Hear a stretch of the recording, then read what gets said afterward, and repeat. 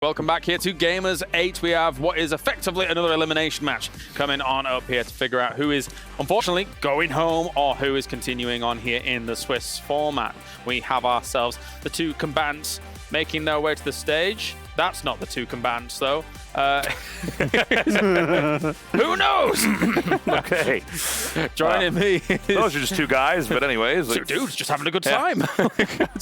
Nice. I'm glad we showed that. Nick and Dan joining me here. I think it's Creator going up against Spirit, but after seeing that, I'm not so sure. Okay, it is Creator versus Spirit going up against one another. Currently both 1-2 in the groups, but Dan, as you very, very well know, Creator could easily be not 1-2 in this group. Oh, yeah, no, honestly, he could be 3-0. He could definitely be 2-1. Yeah. He's had some very close series. Yeah. And honestly, like, Spirit was right on the edge. He played, like, the longest match of the tournament so far, right? Against a laser. That was of the like year, 2 maybe. hours, man. What was that for 3 games? Yeah, it could be the longest best 3 of the year when it comes to this level of play, right? Like, it was utterly ridiculous. We were watching that on the B stream go down. We have our map vetoes coming in as well to get things going. But I think what's fair to say is that as much as Spirit looked great going up against, you know, his fellow countryman in a laser here, Nick, Creator is a different animal. I think Creator's got a real shot here, and I think the fact that Spirit played in a series that was that long, that is that exhausting, I think fatigue is going to play a role. I think it's hard to get that kind of mental reset going and come back into, especially a player like Creator, who I think has got such a good range of play. I think Creator probably favored here, maybe like 60-40. Would you guys agree with that? That sounds about right to me. I think Creator is in very good shape. He is playing very well. Not that Spirit is a chump in any way, but he is one of like the lower ranked players overall in the tournament. Yeah, I was thinking 65-35, but yeah, okay, all right. 65-35. Are you mad? I'm going to take offense to that. I'm going to talk to Spirit about your prediction here. I'm raging. No, I mean, looking at how kind of Creator went up against Bjorn as well, that was a close series. Dan, of course, 2-1 in favor of Bjorn being able to take that out. But again, you can't be remiss for Creator for losing that because Bjorn's looking in great form right now as well. Yeah, no, Bjorn is in great shape right now. Like, honestly, watching his play for the last few weeks, it does kind of feel like he can make a run like a top 4 here if he's playing his best. Yeah, definitely. Of course, on the other side with Spirit, yes, he went up against Showtime and lost 0-2 to Showtime here. So I'm bringing into question, you know, how well Spirit's versus Protoss is going to look, to be honest. You know, I feel like Showtime is not a good measurement of what the game's going to look like against Creator. I think that Showtime's good for sure. I mean, everybody here is really strong, but you know, Creator, I think that he's going to be a real threat here for Spirit. Again, like you were saying, Spirit's kind of like I guess our newer, weaker player, even though, you know, all these players are kind of seasoned for how old StarCraft 2 is, right? But sure. I mean, fingers crossed for the guy. And let's, you know, anytime we talk about Creator, we actually have to mention the fact that he is the most emotional StarCraft 2 player in the whole world. He gets tilted very easily. He's full of jubilee when he actually does perform and do very well. But, you know, if he gets tilted in the first game or if things start to not go his way, especially like in the early game, whether it's, you know, game 1 or even into game 2, sometimes things do fall apart. But it seems like if he's able to hit all of his marks, like in the build order, if the way the game's supposed to flow out goes well, he can perform very well. I mean, it's a fair thing to bring up because honestly, we were sat in the green room and we were watching the B stream as Creator loses to Bjorn, and we actually thought that we were either looking at a PNG of Creator or the stream had frozen because he was like hands on his head, just like staring, but he was blinking, so it wasn't a PNG or the stream had frozen. Could have been a GIF. It could have been a GIF on loop. No, he was just frozen in time after losing that out. So yeah, you know, you can't let these things get to you. I do think though he's probably going to feel more confident against Spirit shortly. Yeah, you would think so, but like Spirit is very solid and can play a very good big macro game as well, which is really different from some of the other styles that creators play against. Like, I would say Spirit and Bjorn are about opposites, right? So their previous opponents, and like as far as Creator versus Showtime, I feel like they play very differently as well. So it's hard to like measure each other at this level, like what you're going to do based on your previous matches against the same race, because everyone has such different styles at this point. And by the same token, though, I mean, of course, the Classic's looking great so far. By the way, is that still going on, Cyril versus Classic? Dude, they have had like 50k banks. Yeah, it's game number 2, and like Classic's one up, right? He's one up right now, and they have some crazy looking armies, man.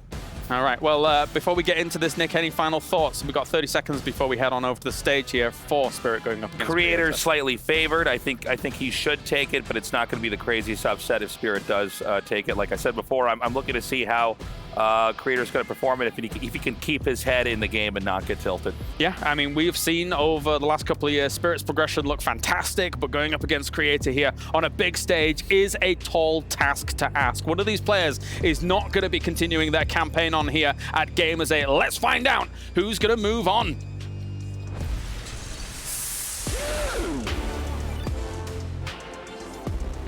Well, we've got a new face coming to the stage today, Fancy. Yep. This is his first time showing up on the big stage. أعزائنا المشاهدين، سبيريت راح يكون متواجد معنا ضد أحد من أفضل اللاعبين اللي موجودين معنا في البطولة، كرييتر، اللي حتى الآن يعتبر مؤدي أداء ناقص جدا عن الأداء اللي احنا تعودنا منه. Yeah, we never know, too, if the change of location is going to cause a change in the trajectory of some of these players. This could be what it takes to inspire Spirit to continue. Spirit, when was the last time he faced Creator? It was an online tournament, right? The last time they faced each other twice online, and Spirit came away the victor. But last time they played in a LAN tournament, it was Creator that took the victory. Exactly. It was a 2-1 in the IM Katowice, and honestly, we don't know if that's going to affect him. أعزائنا المشاهدين، سبيريت دائما يفوز بطولات الأونلاين. هو دائما يكون من أحد الأبطال اللي يكونون في البطولات الأسبوعية لأنها أونلاين، لكن مجرد ما إنه يكون في لان تورنمنت أداؤه يتغير شوي ويضعف شوي. فهل بيأثر عليه هنا في المسرح؟ هذا اللي راح نشهده. All right, well, first up, we're going to welcome to the main stage for the first time our player of the next match.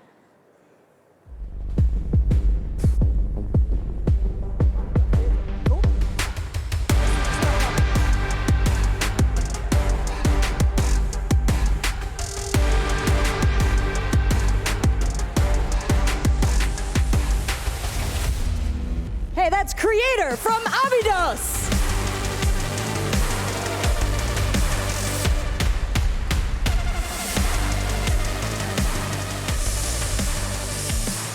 He plays third, fourth at Valencia DreamHack 2022. Just came off a tough match against Beyond, and now he's got to go up against Spirit, whose spirits are raised by the brand new location. But Creator, you've got a lot ahead. Let's see what you can do. That's exactly right. Creator حتى الآن يعتبر من الناس اللي اندر performing في البطولة، لكن بنفس الوقت هو خسارة واحدة فقط راح تسوي له إليمينيشن على طول، فهو راح يعطي كل اللي عنده، بالذات إنه في بداية اليوم لعب ضد بيون وخسر مباراته في الستريم الثانوي، فالآن هو في خطر، كان جدا متوتر، وشفنا البوست في السوشيال ميديا زي ما شفتوا كان مرة متوتر، لكن الآن هو جاي عشان يعوض في المسرح قدام الجمهور، قدام الأضواء، قدام كل شيء. خلونا نرحب في شخص أول مرة يظهر معنا في المسرح، خلونا نعرف منه.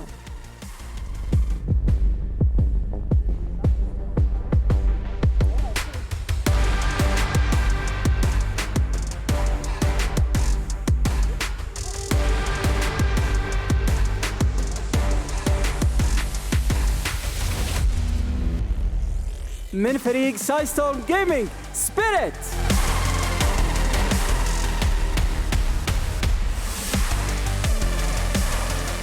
أول ظهور له في المسرح أعزائنا المشاهدين، وزي ما سمعتوا في بداية هذه الفقرة، هو دائما في اللان تورنمنت أداؤه ما يكون الأفضل، لكن بنفس الوقت هو دائما يكون البطل في البطولات الأسبوعية. آخر 3 ويكلي تشامبيونشيبس دائما هو اللي كان البطل حقها. هذا اللاعب البولندي راح يوريكم شيء مميز، خصوصا ودنا نشوف إذا تغير أداؤه في اللان تورنمنت ولا لا.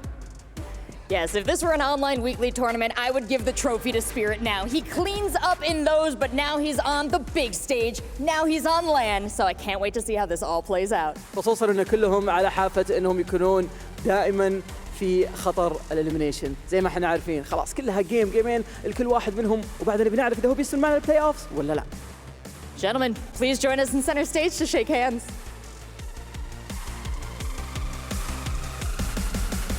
هل كرييتر يقدر انه يثبت الايموشنز اللي موجوده عنده؟ لان زي ما احنا عارفين دائما هو يتوتر في البطولات، ودائما هو يتوتر في اللحظات الاخيره. سبيريت نفس الكلام، هو اكيد بيكون متوتر لانه اول ظهور له على المسرح، فمين اللي بيقدر يكون كونفيدنت اكثر؟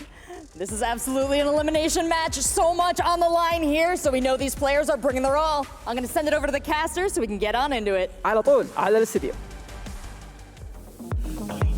All right, Eterran vs Protoss, a match that shows a lot of promise. Two players known for their prowess in the big game, going up to the late game, both defensively styled players.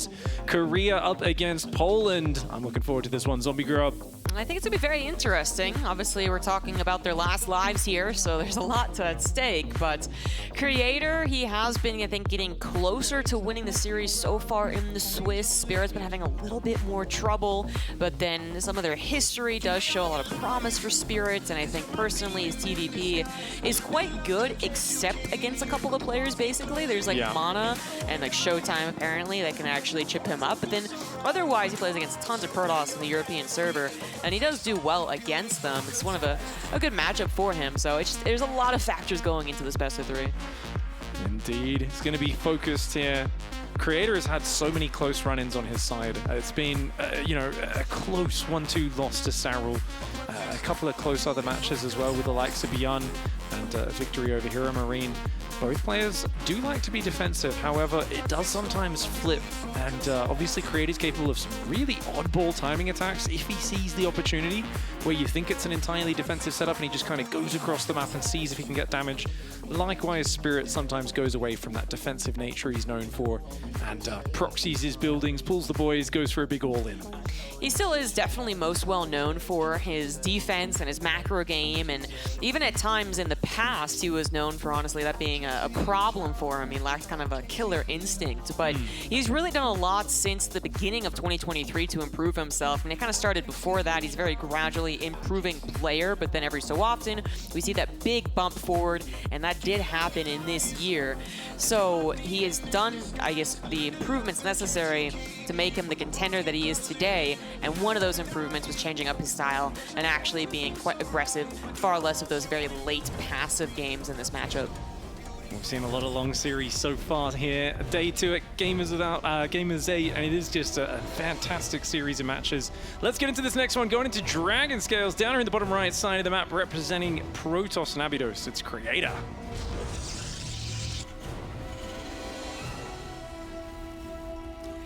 And in the top left for Psystorm Gaming, he is the Red Terran Spirits.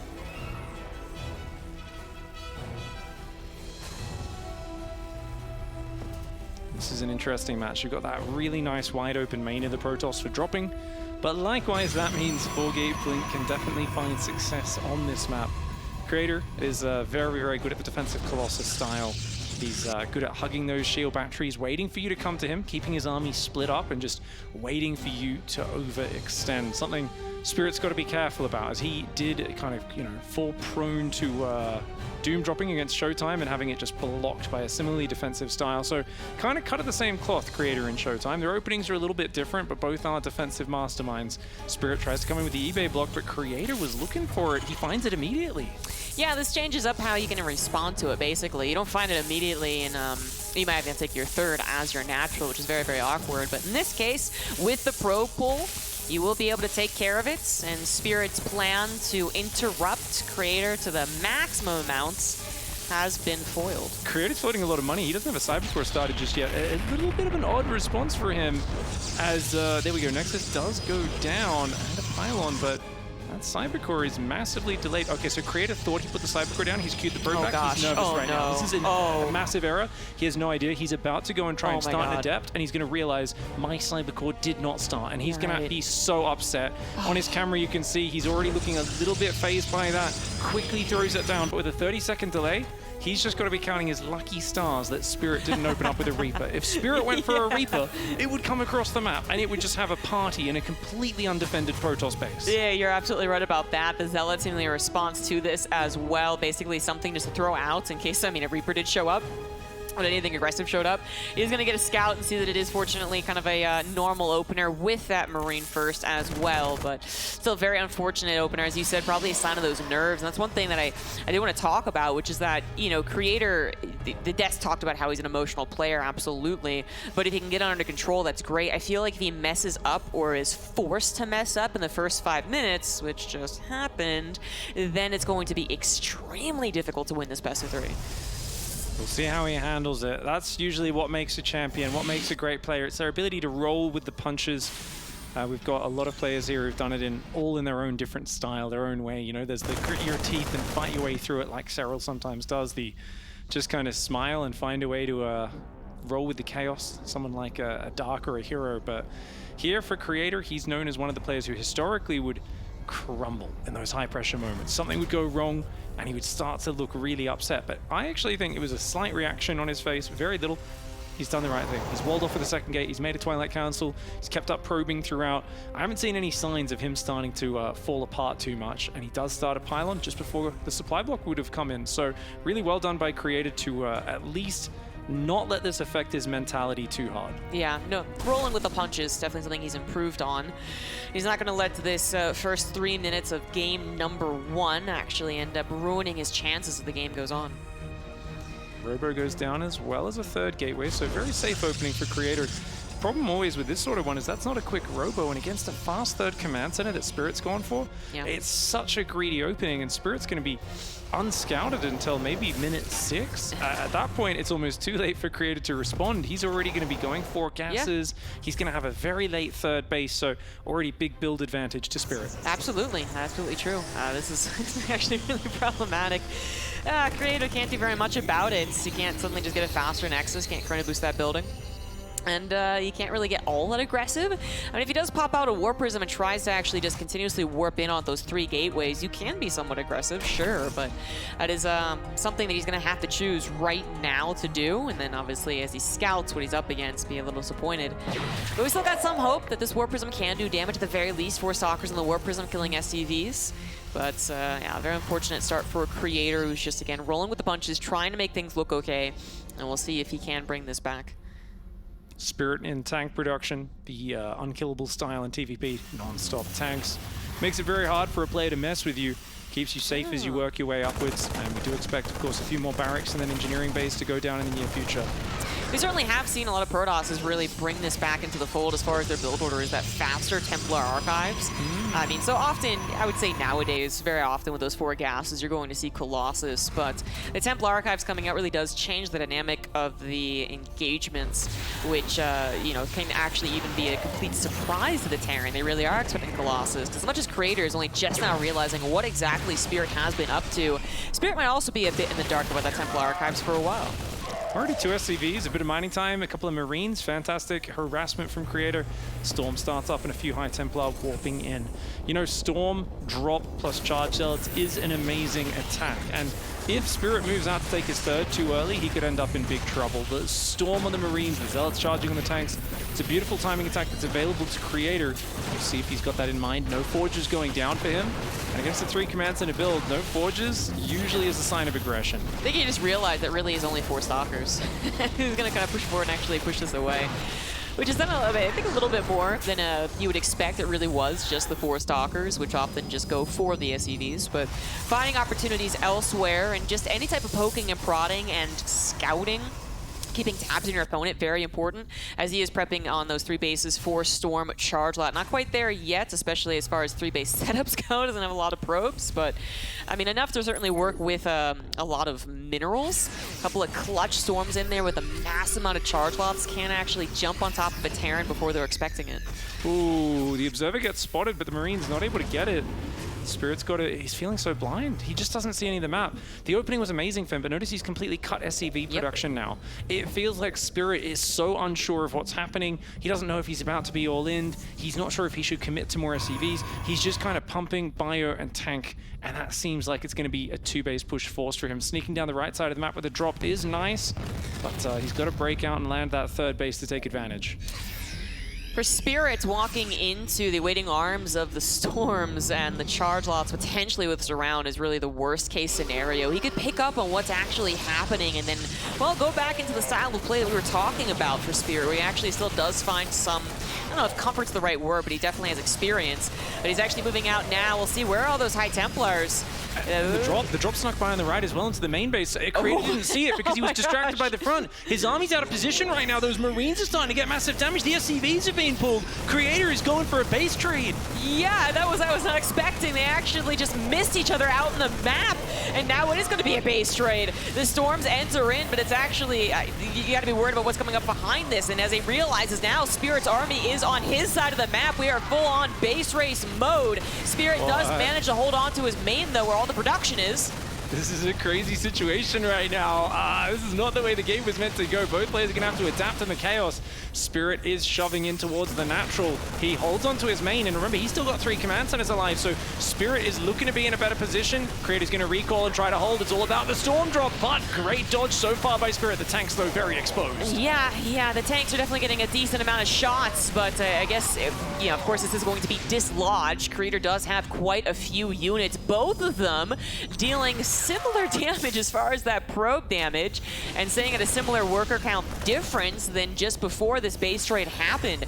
Now Spirit has an idea of what his opponent's really dependent on, which of course are the storms and charge lots, but not really easy at all to go into Ghost after the economic damage that Spirit just took. Good choice to pull the command center back to the high ground for Spirit. He realizes he can't get out there right now. He's got to turtle up, and I really would love to see him swap into Widow Mines. Siege tanks, while they are good versus the Stalkers, they're very bad versus the Zealots, the Immortals, and the High Templar drops as well. They don't really help much against any of those. Units have been saved from the left. They're ferrying back in the main. They're still heavily wounded. Spirit wants to buy time right now. Creator, is not going to give him that time. Creator is going to get in there and look for the bust.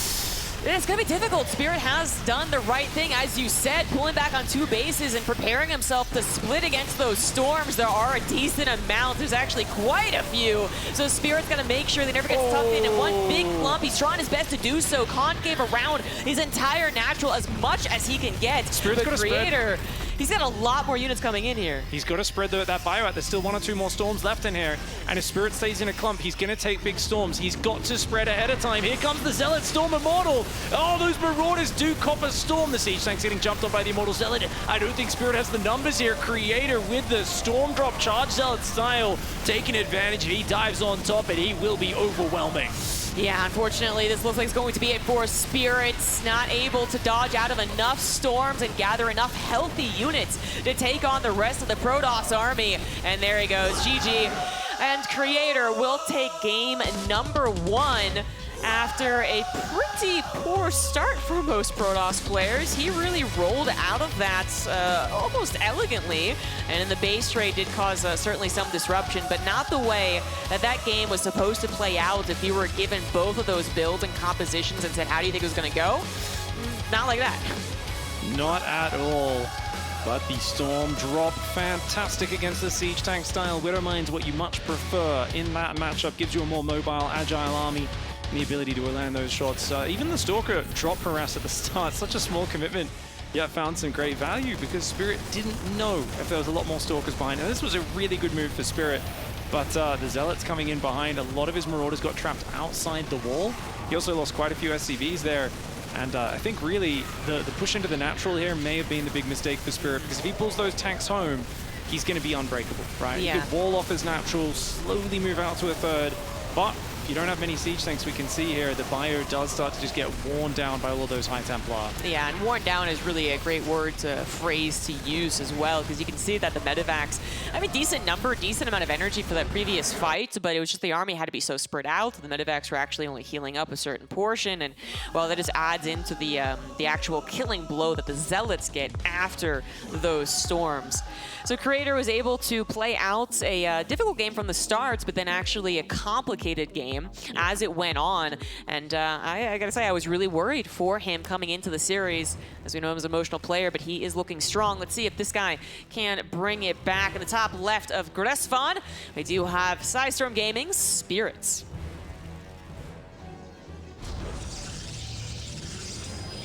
And his opponent in the bottom right side, up a game, looking great so far. Let's see if he can continue that train. It's Creator.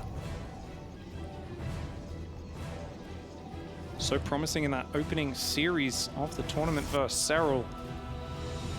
Many would argue that Creator could have finished that series off if he was a little more decisive with focusing the Roach Warren down and heading into Serral's main and natural. And what a different position he'd be in right now, having a second win. This third or fourth match would have been to progress through, as it is fighting for his life. But being up a game does make him feel a little more comfortable. Looks like Spirit's going Engineering Bay block again.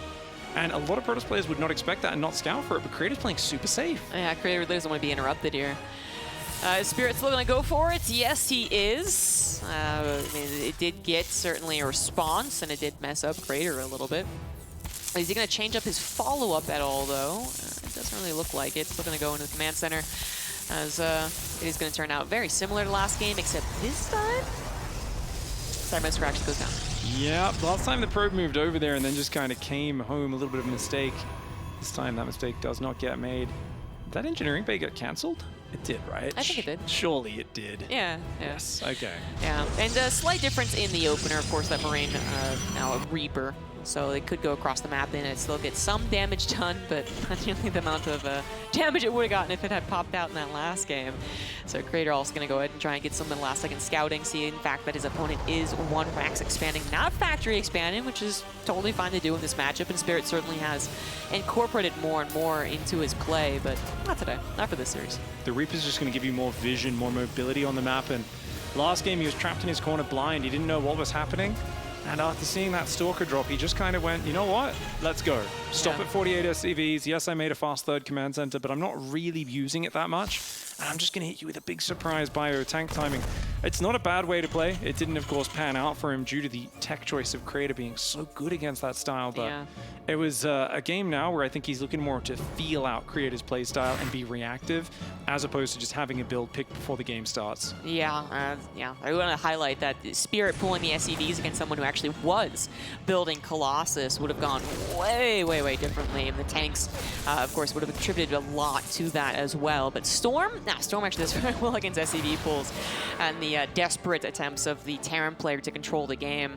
So I wonder if Creator's actually going to try that again, or that was too influenced by the way the game started. As I said, a lot of Protosses have been incorporating it, so I think it is actually just like 50-50 if he decides to go into it. But certainly Spirit changing things up with not only changing the Reaper into a Reaper, but also going into a typical Widowmine drop. And a Robo first opening here for Creator is going to be going for most likely a Disruptor drop. Usually what that's for, but it could just be a quick Observer for vision, get a Warp Prism out potentially to do some harass as well with a few Gateway units. Oh, yeah. Those are not bad ways to play. Yeah, that is a Robo first, absolutely. That's I mean, that could be just... We've been seeing some like weird Warp Prism play, I guess. Like, I don't know, Streya's been experimenting a little bit with that, but yeah, I've seen that it is a Robo first. I mean, expecting the Colossus. Gas has come down as well. Depth continued scouting in here as the Observer will be able to follow up and get all the scouting. And the Widowmine drop is going to be Spirit's first hint as to what Creator's doing once we get that across the map. Yeah, I mean, with this style, getting extra observers, you just see where anything's coming from. Blink is not that important if you're just perfectly positioned by having the information ahead of time. And indeed, there is a Robo Bay, so old school opening for Creator. Just like the safest way you can possibly play PvT. I'm going to make upgrades. I'm going to make Colossus. I'm going to get multiple observers out. This is like beginning of Legacy of the Void, if not Heart of the Swarm all over again. Yeah, very, very old style of play. And one that I mean, it does work, and I feel like it has come in more in the last couple of months, especially in this matchup. Protoss have been trying to desperately find something a little bit different, either new or old perhaps, to try and throw off the typical meta.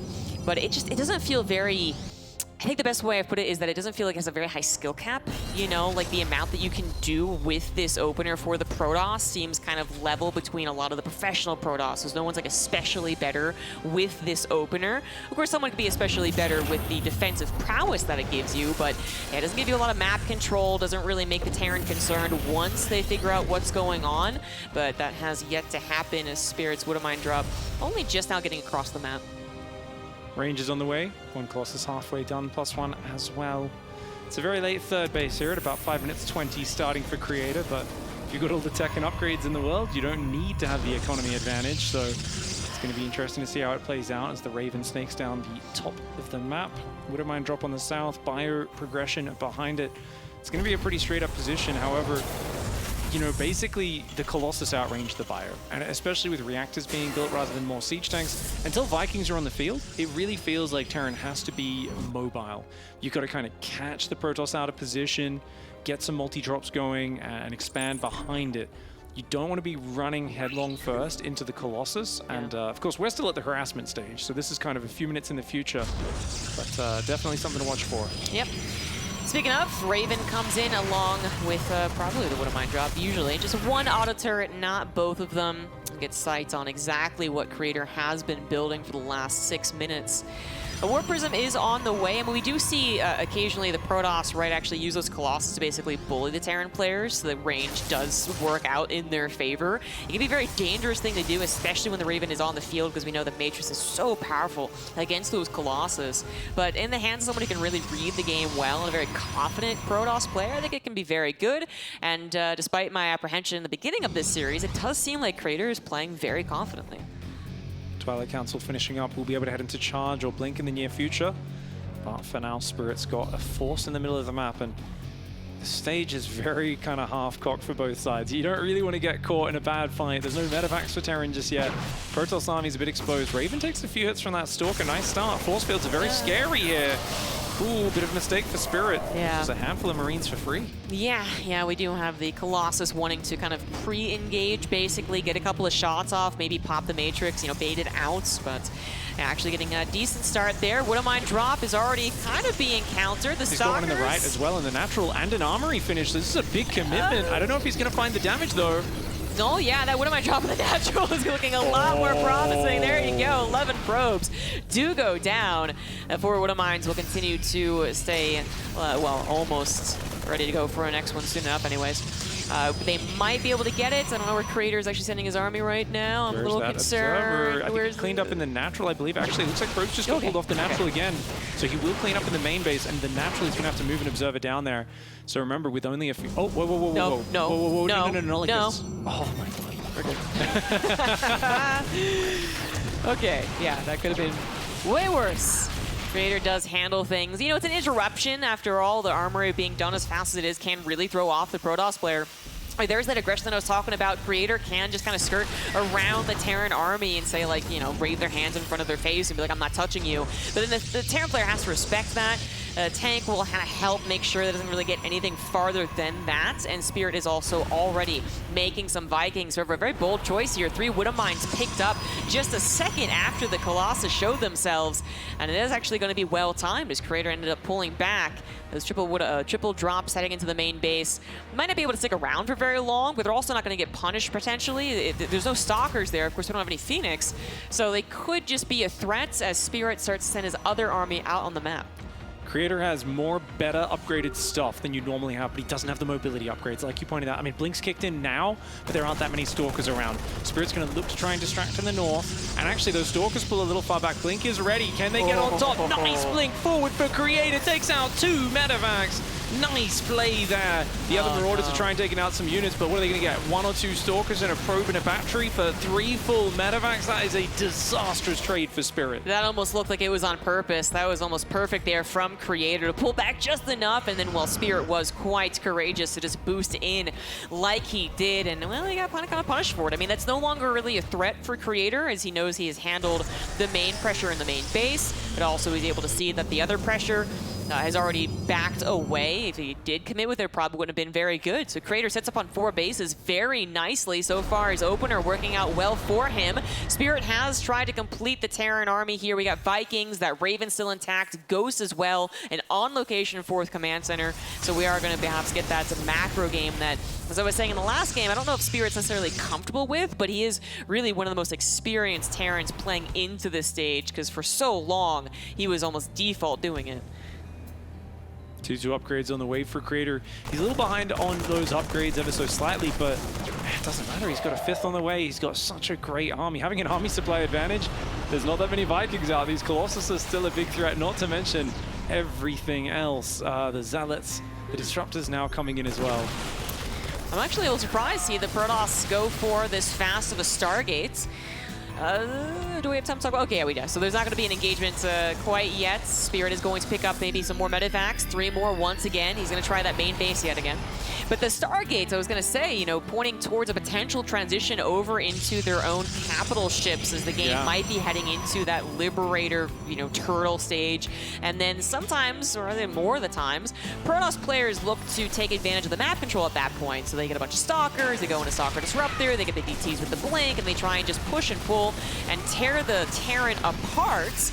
But the other option is going into those Stargates, into the Fleet Beacon. And that seems to be exactly what Creator's thinking about doing. He tried to capture the triple medevac drop. Didn't quite work out. Now Spirit can collect his army and even do a major push potentially. I mean, he's building Liberators, usually slows the game down, but if you have an opportunity and you get Liberators across the field easily, that's really good for the Terran. Zealots here dragging a lot of friendly tank fire into that mineral line. They take down 6 or 7 SCVs. Very nicely done. Stalker skirmishing on the right as well. Spirit does have a big army supply advantage. Creator should finish maxing out. He's going up that tech tree way too fast, Zombie Grub. He hasn't finished maxing out on the ground. Disrespecting Spirit can get you in trouble here. But good micro for Creator. He pulls back. The force fields do evade. And he's got 5 bases, 10 gases mining. And of course that air transition underway in a moment. I would expect Tempests personally, because I think he wants to pick off the Liberators from out of range of them. Yeah. But Carriers definitely is viable as well. That's going to just kind of complicate things for the Terran, make it difficult for them to micro the engagements. I was wondering if Creator was kind of assuming that the Spirit was going to play, you know, more passively than that. Not just because of what he scouted and kind of the tempo of the game, that's been said, but rather the history of Spirit. But a lot of their recent matches are actually very recent, like within the last 3 months. So that's not really been Spirit for a while to just, again, default go into that passive play. So you're right, there's a little moment there where Creator could have been in trouble. However, it looks like at the end of the day, Spirit was not ready to pull the trigger, not ready to go and try and get a lot of damage done. And we are going into that later stage of TVP where the Carriers are actually on the way out, not Tempest, but the, you know, the answer to the Liberators, a direct answer to the Liberators is actually necessary. Extra Carriers building right now, 2 at a time. The Stalkers are going to see that Terran move out. They need to get out of there. Slow reaction for Creator. Loses almost all of his Stalkers in the middle of the map. Not the most important unit once the Carriers are out, but so far I think there's only 1 Carrier on the field, and that means you've got very limited anti-air. 84 probes for Creator, 78 for Spirit. Spirit has a mass of Marauders in his army. He's only got a handful of Marines and Ghosts that shoot off, but the range Liberators are going to press forward, allowing him to work a position through. A lot of Protoss players are incredibly late on the Skytoss transition. Creator is so quick and ready, shuts down the Liberator House on the right with the Carrier, and Spirit's like, oh man, this Protoss is on 6 bases, I got to get something done, but there's Disruptors, there's Carriers, and there's a Colossus drop. What in the heck? What the heck? Yeah, almost a 14-minute Colossus drop. That's, well, I guess the Colossus did drop out, so it's going to do some damage. Certainly a distraction, a costlier one than usual, but it is a distraction. And we have Spirit continuing to try and encroach. Now, he's got starports, right? He's got his Liberator production. He can also swap into the Viking production. He's even started up +3 ship weapons already, so having that crucial +2 for the Liberators, but continuing to make his air army stronger as we are clearly headed into an actual late game TVP, where we have the perfect armies theoretically for both players. Spirit does find an opening on the left side. Kind of a freebie Nexus right there as he manages to dodge out of the way of Disruptors and still has an army awaiting on the right. Creator perhaps a little out of position yet again. Yeah, uncharacteristic for Creator to get caught out like this, but maybe he punishes and gets a lot of the army, at least for these trades. Liberator's finally getting cleaned up on the bottom, and Nuke goes down to try and zone out Creator, but a lot of the Terran units die on the retreat. The Nuke has not been spotted. Observer finally does goes down on the south at the same time. Spirit backs off there, but Spirit feels like now he's at least encroached on the Protoss territory, right? Denying a couple of bases there is really knocking down Creator's income. Spirit way ahead on the minerals. He's getting a lot more commands, and his Vikings +3 air weapons for them, as well as all those utility upgrades, building armor, high-sec auto tracking. Spirit's getting himself set up for the late game very well. Yeah, he's doing so well being active, not really letting Creator just kind of casually respond to Supreme late game TVP. So Creator is the one that's got to really reconsider, like, how do I want to play this? Do I want to try and just, like, you know, immediately counterattack and potentially get myself involved with a Terran who is ready, who is going into Vikings, or do I just gonna sit back, lick my wounds, and play into, you know, 20-25-minute game? And it is going to be the latter, which is probably the better option. This Creator needs to perfect his army a little bit more. I guess I said, though, is the perfect Terran army, and I was thinking of Ghost, Liberator, Viking, you know, the deal. But I guess actually the really perfect Terran army, if we go into a very long TDP, is battlecruisers. So we're going up to 5 starports, and the fusion core has been down. We got Yamato on the way. This could actually happen unless Spirit finds more opportunities with the army we see before us. Battlecruisers absolutely destroy Carriers. They have 3 base armor, and of course Carriers only do 5 base damage with those Interceptors, which means they are losing a drastic amount of their damage output. On the other hand, Tempest can deal with Battlecruisers when you use some fancy recoil micro. There we see a nuke fly across the screen. I don't know why it flew off to the right if it's landing right here. StarCraft Physics 1. That one, that all that's gonna happen? Anyways, I do love the nukes. Like this is going to be at worst a distraction. At best, it's going to catch the army accidentally running through it. Spirit going for a win to bring it back in the series, but also perhaps one of the highlights. A couple extra dollars in his pocket would be nice. But yeah, battle cruises on the way. I mean, both of them going into such like later stages of this matchup much faster than you would expect. Like this can happen, but usually after a lot more tussling of 20-25 minutes and then an eventual transition, but it is happening.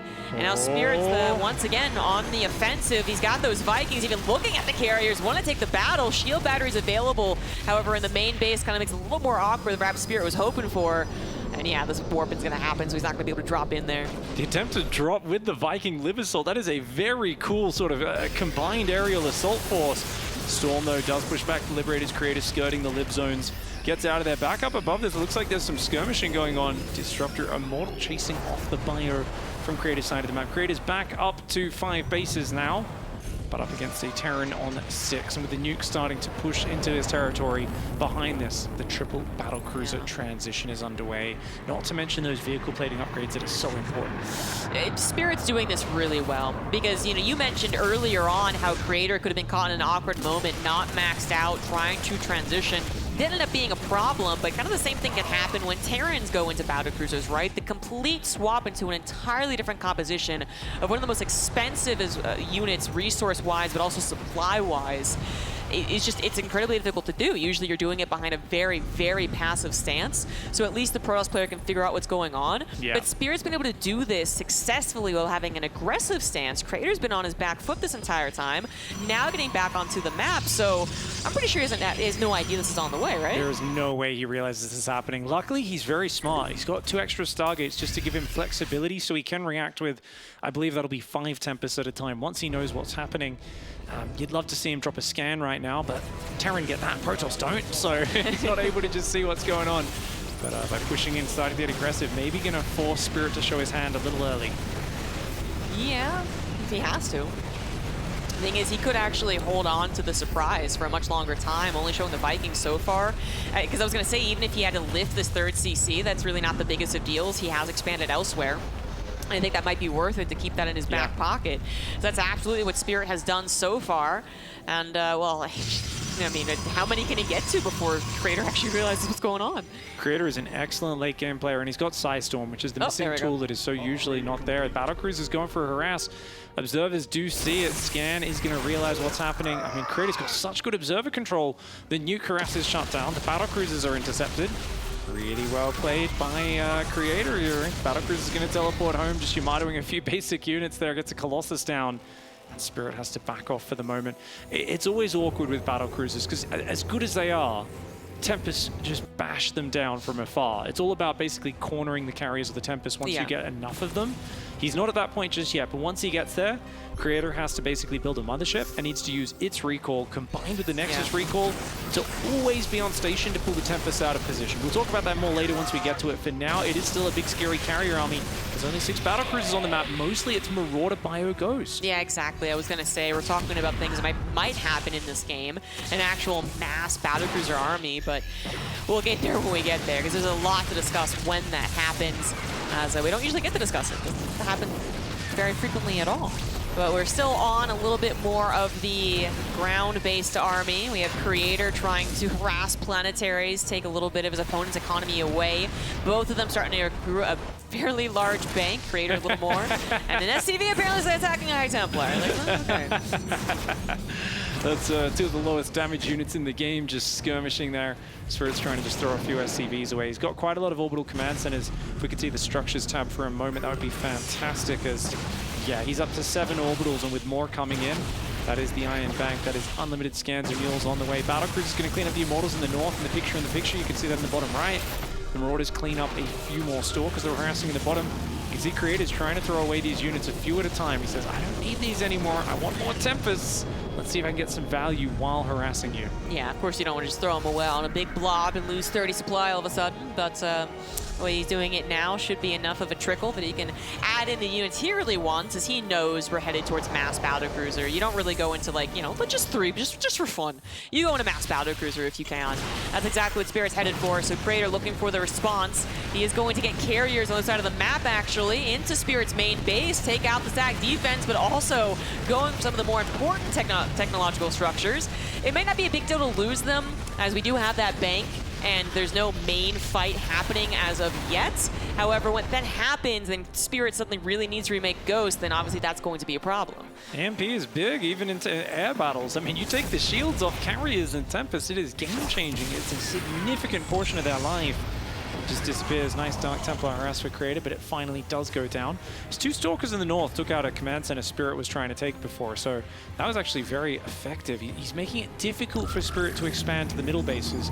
If Spirit gets out there, builds turrets and sensor towers and everything, Terran's going to be very happy, but Creator's just like, hey, if I just keep harassing you with small numbers of units, that's very awkward. You're losing tons of minerals trying to build this, and look at the bank differential building up. Creator has an immense amount of money, and he might even be able to swap back into like Mass Stalker or something if they do a big trade, some sort of ground army, and that could catch Spirit off guard. Spirit doesn't have a lot of money to rebuild. Yeah, sometimes it shifts into like a, you know, a Terran mech versus like kind of like a Zerg, but obviously very expensive Zerg, where the Protoss is the one that gathers more bases and more money, and then might be taking less efficient trades thanks to the Yamato teleport combination that battlecruisers have. So it's definitely different TVP. Again, very rare sight, especially with the way they both went into this fairly quickly.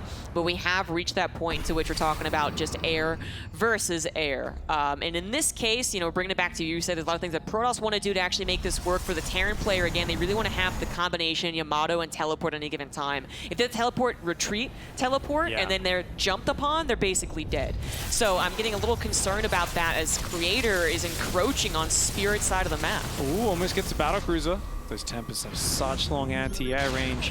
Single battlecruiser in the south defends a few Dark Templar, slowly securing that location. I like that Creator just pulls back, comes around though, and comes back in with those Dark Templar. Vikings actually taking out both an Observer and an Oracle. Very, very important, because the Oracle's Creator needs to use their vision ability, the Revelation, on the enemy units so that the Tempests can shoot at maximum range.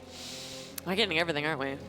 Everything in the kitchen sink. We're getting, of course, an Oracle being replaced, even some Void Rays coming in. You know, it's really obnoxious, as it looks like Creator was not able to make much headway there, is that the battlecruisers can, when they feel like they have map control, then use teleport, of course, to be harassers. So they go across the map, and then they teleport back home. By the time Creator's like, oh, I'll go get revenge, they have teleport again. So that's going to be a real obnoxious point. And honestly, when it comes to those very direct battles where everyone's got everything in their arsenal that's required for the battle, I mean, mass battlecruiser, like true mass battlecruiser, really does feel like the best. It's Protoss trying to basically outmaneuver and get the pickoffs and never let them get to this stage. It's usually where they win. Oh, those Tempests with that Tectonic Destabilizers upgrade do so much damage, making that planetary disappear. These carriers going for a bit of a run by in the south. You normally see battlecruisers used like this, but I love that Creator is so creative. He's thinking of these different ways of playing Protoss in the late game that other Protosses don't do. He's going to go and try and bust this planetary as well. It's dangerous, though. It's dangerous. Oh, God, yes. Yeah, okay. We have only one carrier dead. That's not too bad. Yeah. Not too bad, especially as Creator did accrue this bank and is continuing to deny Spirits on this base to the 12 o'clock. I really want to see High Templar scattered around the map for Creator as well. I think right now he's only got 1 or 2. And that's a problem because the Viking count is massive. 24 Vikings, it's not just mass. Battlecruiser. Storm is the big game changer. If you can land a Storm on those Vikings, that'll be everything. But, oh, does he? No, it's not there. Okay, good. He didn't have detection, so he kind of guessed that the Ghost was waiting in the sight blocker. But it wasn't. Carriers going back in front of the harassment on the bottom. Vikings looking for a pickoff. Nice micro for Spirit. Gets a carrier. Yeah, very well done. Both players also reaching their ultimate upgrade list, just missing out on 1 upgrade.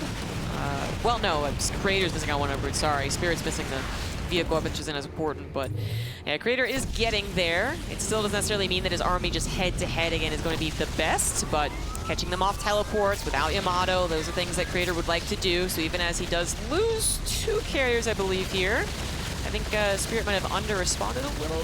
Yeah, he really doesn't want to get too many units distracted because I think he just thought Creator was going to back off. But when you can see how bad carriers are at actually taking battle cruisers down 4 versus 2, and they are struggling right now. Battle cruiser is going to eventually go down. Of course, these are equal supply, equal cost units, or at least very similar. The carrier is technically slightly cheaper in terms of cost. But now those carriers causing trouble. Spirit needs to just cop it and send something down. Here we go, a few Vikings. Oh, what will end up... That's not enough Vikings, though, I don't think. It's only like 5 Vikings. He's got to make sure he has enough units. It might be enough, actually. Okay, there we go. Yeah. There's going to be apparently a decent amount happening as another nuke comes down. The nukes, again, if they catch the entire army, then GG, congratulations. That was an excellent strategy. But otherwise, just distracting and zoning out and then killing the static defense, pretty good use of them, especially to get in the heart of the static defense. You know what we never see at Pro Play Zombie Grub that I always wanted to see? What? The distraction nuke, where you nuke in a corner of the map where they can't see. Oh, yeah. So they're like, going, where? I hear nuclear launch detected. Yes. They're looking around the map. They're going, where is it? Where is it? Because it's impossible for them to find it. It's in like a corner in the back of your side of the map, and it's just there for the psychological impact. If you do that a bunch of times, and it conditions them to be able to not find it, and that's when you can start to land the actual one on their army. Yeah. It's like the 1 in 100, but if you land it, you know, it can really pay off. I do love the ones that are littered around their army and their bases, though. For instance, in this situation, if Spirit loses another attempt at the 12 o'clock, if a nuke could go down on the static defense, which is good anyway, no matter, like, well, it should go off, then they also nuke where the Protoss army is now, and then further to the left. I mean, it basically guarantees that, like, Creator won't know where or how many in one location is coming down, and then might accidentally run into it. But one at a time on the static defense, that is going to be easier for Creator to tell. Yeah, just taking out like a battery or a cannon each time and starting to wound the ones behind it. This next one lands, that's going to kill a lot of the static, so he's really got to deal with it. The Vikings have been very irritating, though. I mean, the units lost time is going to tell us a lot about this game. I feel like the Observers and Oracles going down is stacking up, and Spirit there with that nuke is getting close to even on the units lost tab. He was behind for most of the early stages of this game. Remember, about 10-15 minutes ago, 3 medevacs flew into a bunch of Stalkers and everything died for nothing. And now Spirit finds himself in a very competitive late game. It worked. It did block him. I like that. Blocking the Nexus, and Creator not too happy with that. It's going to have to just build a pylon and slowly clear it up. But yeah, it's going to be an efficiency war the longer it goes.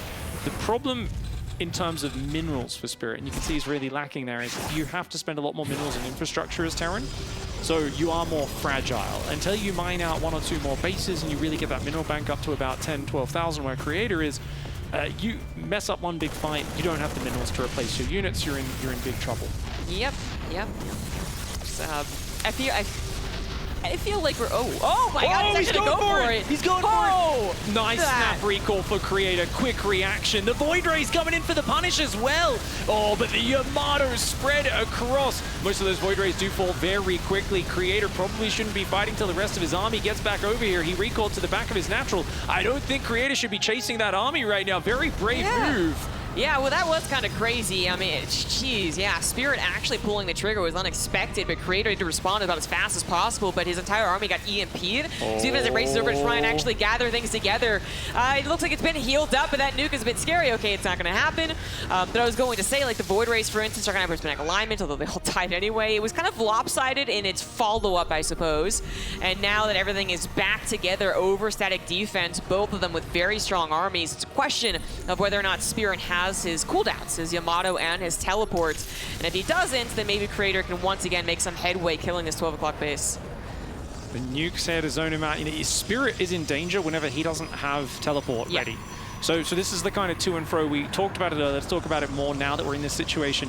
If the battle cruisers don't have teleport, the Tempests are faster and outrange them. So they can shoot, run backwards, shoot. The battle cruisers will never really catch them. If it's microed perfectly by Protoss, you run away, same thing. They can just chase you down if, of course, they can, you know, risk doing that and they don't have to fly through missile turrets. So notice Spirit's much more cautious. It's a 64-second cooldown, I believe, on teleport. Once that tactical jump, or teleport as we call it, is ready, he can be the one sharking around, trying to trap Creator in a corner. Remember, Creator has Mothership recall, and it doesn't have a cooldown on that. It's just energy-based, so it technically can stack 2 recalls, 1 for 100 energy each. And the Nexus has a recall, which has a 2-minute cooldown. I know that's a lot of information, but basically both sides are managing their teleports. You've always got to keep one of those available. If you get caught out without them, or you get trapped in a corner, it's all over. Yeah. And by the way, Creator does have a chance as the Protoss. Again, I was kind of like, it's kind of like a Zerg thing right now, despite being both so expensive. Technically, he has a chance to do just well enough, which might still be overall poorly, in a battle and actually either get a remax on the same composition or even warp in enough Stalkers, depending on how the battle actually went down, how close it actually was. And that's what the bank gives him, something that Spirit probably will never be able to match. Did that man just 2-shot a planetary? Oh, probably. Oh, Tempests are cracked. That is insane.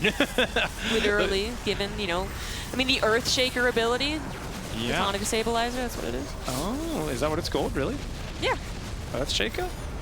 No, Tectonic Destabilizer, but the Tectonic's part of the Earth. Oh, I get you. I get you. Sorry, I mean, Dota tournament was here last week, and I'm thinking of a big Tauren-looking guy smashing the ground with his log. Anyways, we've got Creator up right now in this series. Remember, Spirit's fighting for his life, by the way. In this long game, sometimes you kind of lose track of how important this is. Spirit loses this game, he's out of the entire tournament.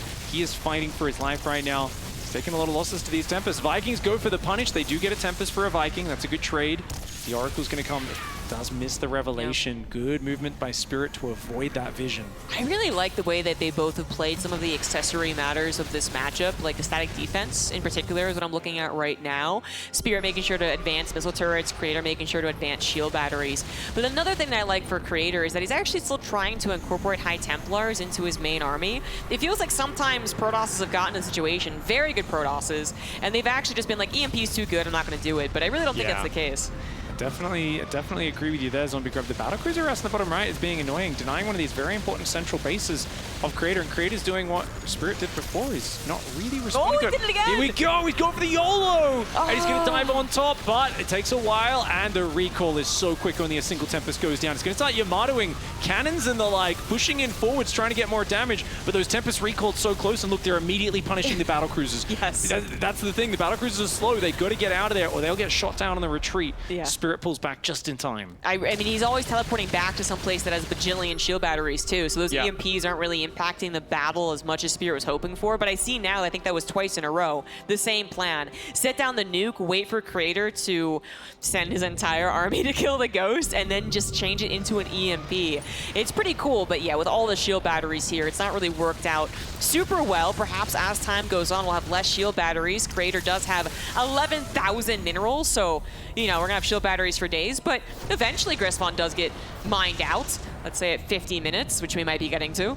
Yeah, I mean, the cannon battery is so important, and it's all these details. I mean, Spirit Creator stories make this look so competitive right now. And I'm so used to seeing Protoss players get to this position, and it looks like they have no idea what they're doing. I'm talking about top players in the world as well, because it's such a rare spot. Creator is like, no, I know exactly what to do. You need the mass cannon battery safety net. You need the mothership waiting in the back to recall. You've got High Templar spread out. You've got a big Tempest count, bunch of Archons and other units as well supporting. He's got all of these fancy pieces, but is it actually paying off in the units lost tab? That's the one question that I have. And indeed, it looks like no. Spirit has pulled ahead by 4,000 resources. Devil's advocate, though, Zombie Grub, a lot of that's probably minerals from the static defense, right? Probably, yes. It is still kind of concerning to see Creator not make as much headway as you would like. And have less resources in the bank, so basically just not taking more efficient trades, but then also this base actually getting to some mining. As I say, it does go down, or the bottom base actually not ever getting up and running for Creator, not for very long either. It's just like, these things are gonna add up, right? Like at this point in time, Creator letting the 12 o'clock go for a little while, not getting his 6 o'clock, maybe that's okay, but another 5 to 8 minutes, it's going to be much more impactful as he suddenly looks at his bank and says, oh my god, I don't have one. Like now I'm on my last battle. That's really intimidating. And Spirit's done such a good job of clearing up Creator's vision all game. It's the constant scanning and taking out the observers, sniping the Oracles. We saw Vikings on the top dive in and take out a few more of those air units, run away. The Battlecruiser harassed as well. Look at this. He's like, hey, Yamato, teleport out. Yeah. Just grab a few free units. That's, I mean, the Battlecruiser attacks. He goes for the top dive, takes out 1-2 Tempest and a High Templar. Might even be able to get the base as well, but he's got to watch out. Those Tempests recalled nearby. Mothership's just in the bottom right side of our screen. Those Tempests are going to start shooting soon, and they will start hunting the Battlecruisers. Being very cautious right now is Creator. Yeah, I think he's still scared, of course, of the Viking count, too. I know we're talking a lot about the Battlecruisers, but the Vikings not just getting snipes, actually very important to the actual battle as well. So it's difficult. And again, you know, I said in 5 or 8 minutes, Creator's going to look at his bank and be really concerned about his potential for a second chance. It's actually already here. Sub 2,000 gas to certainly not give him another army like this. Maybe again a mass stalker one, but that's not very convincing as long as Spirit still has his battlecruisers, EMPs, and maybe the planetary missile turrets. Enough to one-shot the battlecruisers, which is why he dove forward. But of course, the turrets do scare back Creator for now. EMP's going to land all over. High Templar removing the storm is huge. There's still 2 more High Templar on the right, though. Creator's been really good about not clumping up. He's also nuking the bottom right base. He's got 3 battlecruisers down here. Does Spirit. Creator is in trouble right now. His bank is starting to dwindle. The gas especially. He's having the mining denied on gases here on the top and on that bottom base. His gas income is way behind. Spirit, his bank is overtaking. His army is good, and he keeps getting these free pickups. He's so good at denying Creator's vision. Yeah, I mean, you're giving a lot of props to Creator, which is absolutely deserved, but we've also seen some very top-end Terrans mishandle the situation as well. So just really kudos to both of them playing some top-level TVP at such a rare stage of TVP as well. They definitely don't practice this on the day-to-day. Another nuke actually successfully killing a lot of static defense, 9,000 minerals, so not a big deal, but it feels like the clock is ticking in terms of just watching the bank dwindle for Creator. He is once again going to take down this base. I mean, Spirit's lost so many command centers at this point, but it always feels like they've been, I mean, worth it? Yeah, I'm going to say worth it. I mean, he can just lift a new one down. I wouldn't bother rebuilding at this stage because the map's mining out. And obviously, you know, you're running out of resources. You don't want to waste money. He's also got to be careful with putting down too many turrets. Sometimes players get a bit too focused on that. That's so much gas left over on Creator's third. Like, it's actually, it'd be really cool if he just is doing that on purpose. Saying, like, you know, like I might have to fall... I'm saving this for later. I might have to fall back storing to this the later. acorns in his little cheek pouches like a little squirrel, is he? Exactly. Like, yeah, but it's very possible he just forgot, though. Like, that's what I'm more concerned about. I'm thinking about that GSL match where we saw Mass Battlecruiser recently at the start of the season a few months ago. TY versus Classic. Classic forgot 2 gases on his 3rd or 4th base for the entire game, and it's kind of what cost him that game, and it's such a big problem. But I guess that gas got sniped at some point. Only mined 1,000 gas out of 1,500 gas would be massive. Creator's gas income is almost completely gone right now, and that means he's basically just pulling into his turtle shell saying, I can't lose any more units. Meanwhile, Spirit is sucking up so many resources off this map. That's quite the Mule Maynard right there. They're on a die. All right, that's quite the one-shot. That wasn't worth it. Command center says bye-bye. I mean, at least you're removing the minerals from the base. You're getting some of them back to your command center as well. Removing resources from your opponent's side of the map is massive damage because you're gaining resources and taking them away. It's a twofer. It's a double value special combo deal in the late game. So everything's going to focus back down to the bottom side of the map, right? Because the top side seems to be something that Creator says, you know what, it's not worth fighting over anymore. My base is mined out. You seem to have settled on your base. So he focuses down to the bottom, and that's fine. Ooh.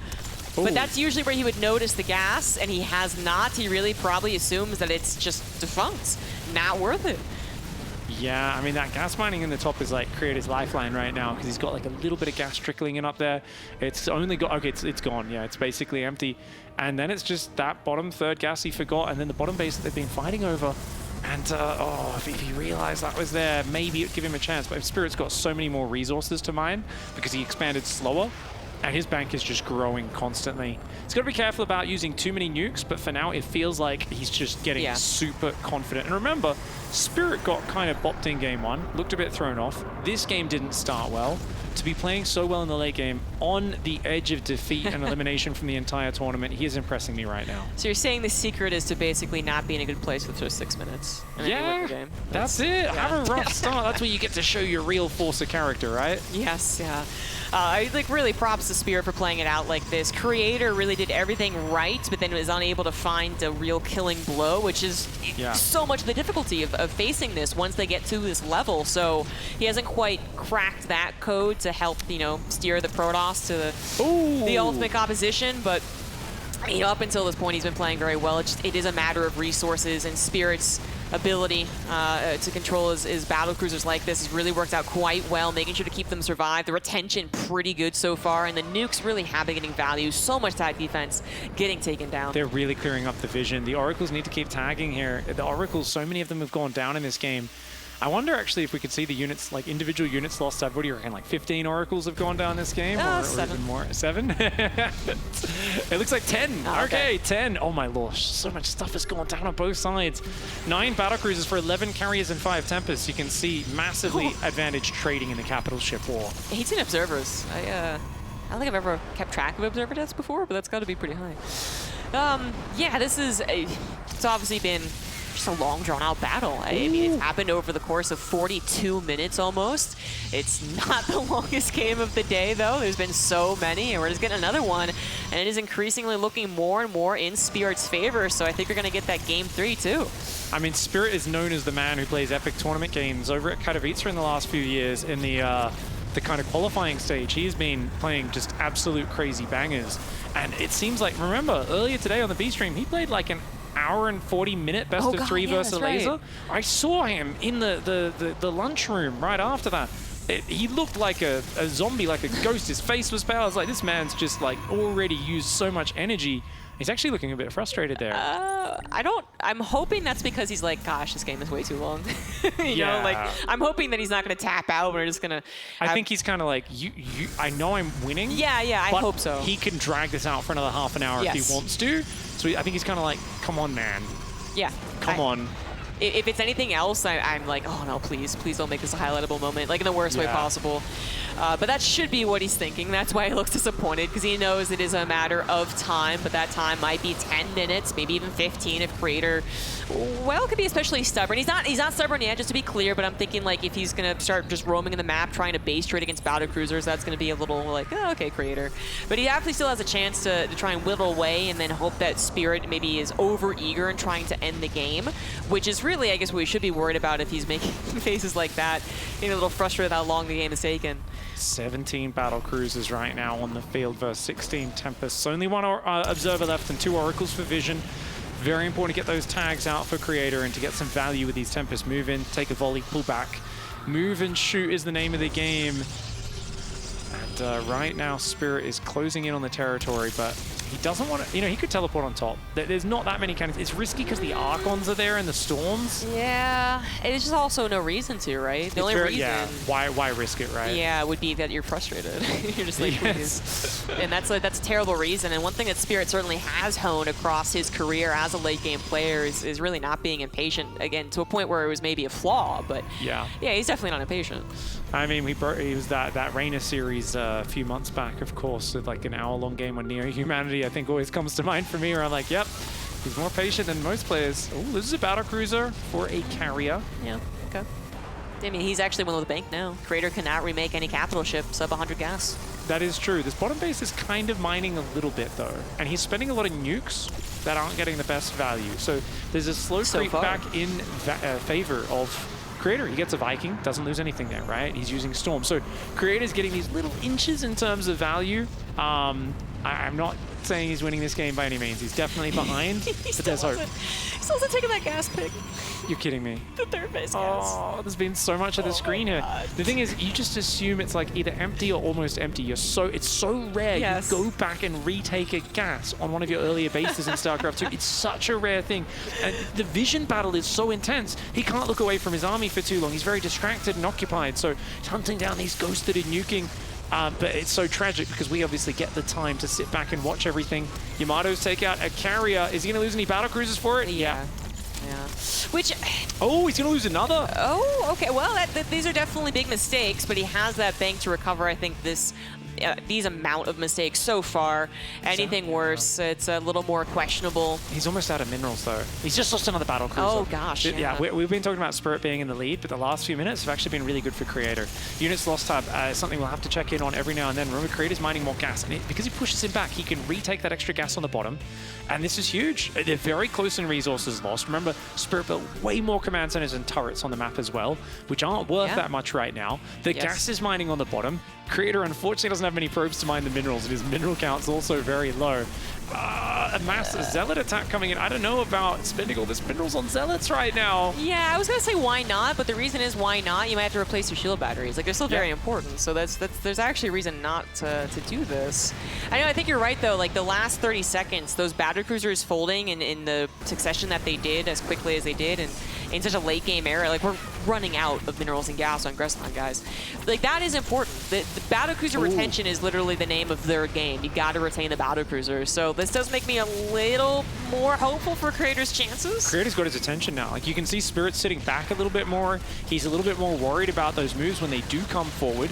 I still think he's got a better army, and but letting that base mine in the bottom is not great. His minerals are almost gone at this point, and that's a problem because you lose repair money. Repair money is huge. That's part of the efficiency of this army, is you want to be able to repair those battle cruisers whenever they're damaged. True. He's not going to be able to do that too much. Yeah, true. Percentage of both minerals and gas there. Gas actually not Spirit's problem whatsoever. Both of them now very shy on the minerals. I mean, Creator is not mining anymore. Right? Like, it's 121? Well, okay, there's something. There's like one probe somewhere mining it, literally. Well, he's got so few probes. He's actually rebuilding a few because there's so much minerals on this base available. I think Spirit might want to have to commit to one big move, because it's either you just let him mine this and you pull back and you play very passive. It's all about crazy efficiency. Or you push in a bit harder. But doing this, that's a free ghost and a nuke. Both taken down. That's a lot of resources. He's diving. He's going for it. Spirit wants to finish this game right here, right now, before his bank is out. The mothership recalls to the right and immediately punishes, sniping down a few of the battlecruisers on the retreat. Spirit's got to be really careful here. Those Tempests are on the warpath. He tries to use a nuke to cover himself. Well, but a lot of battlecruisers are going down. Yeah, if the nuke lands, it might make up for it. Please don't land it on yourself, though. Okay, both of them are going to disengage. That nuke is absolutely coming down.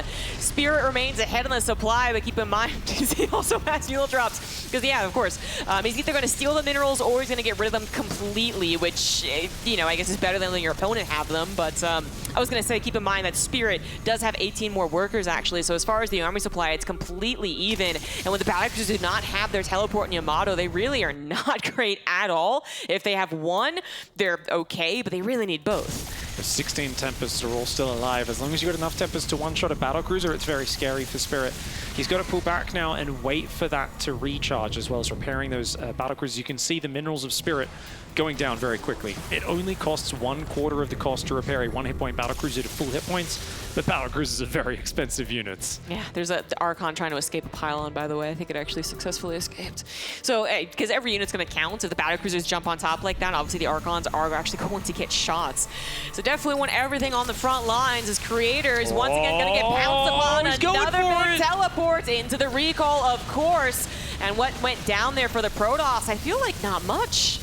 Maybe 1 or 2 Void Rays at most, I believe, and he's going to lose another battlecruiser on the retreat. No nuke to cover himself this time. Spirit's going to turn and fight. He's going to turn and go for it. The Archon's in the front doing massive damage to the Vikings, but the Vikings, the battlecruisers closing the distance with those Tempests. Mass Yamato goes all over the Protoss army, and those units get deleted. Oh, and you can't run away from the Vikings nearly as well. This is going to be it after 49 minutes. Creator is out of air units, out of ground units, and now he's out of this game. Spirit takes game number 2.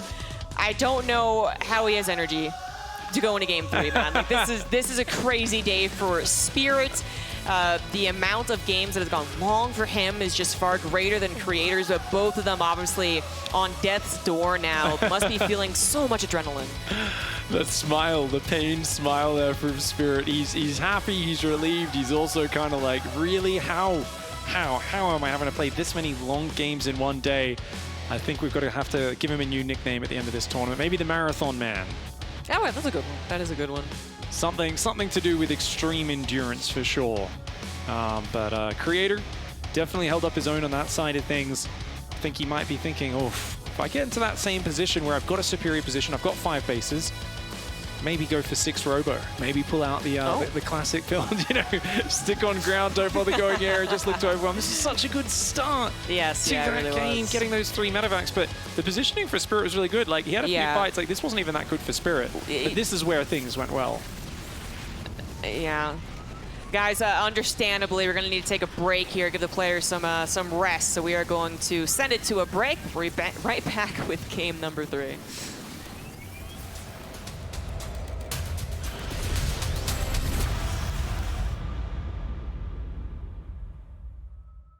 Hello everyone, welcome back. We're gonna do another round of charades. This time around I am joined by Elaser and by Spirit. The rules are pretty easy. You have to draw the unit on the board, and if your opponent guesses it correctly, you get a point. Yeah, you ready? Okay, so do I start? Yeah, you get a minute. I have a timer here as well, so I'm gonna be timing you. Okay. And yeah, you just draw a unit out of this. Okay. Try your very best. You ready? Okay, okay. I'm gonna start right now. Dark Templar. Whoa, okay. Piotr. Alright, I will Piotr. try my best to guess all of them. But I know he's not a good drawer, so Okay. Yeah. yeah, How do you know that? I know. All right, you ready? Okay, go.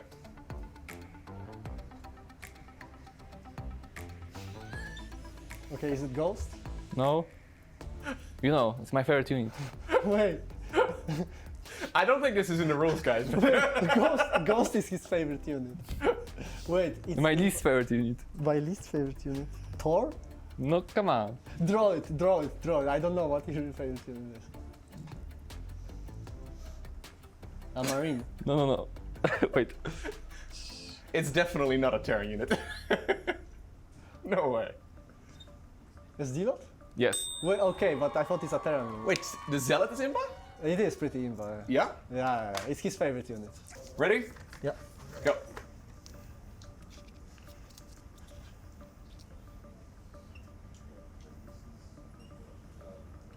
Infestor.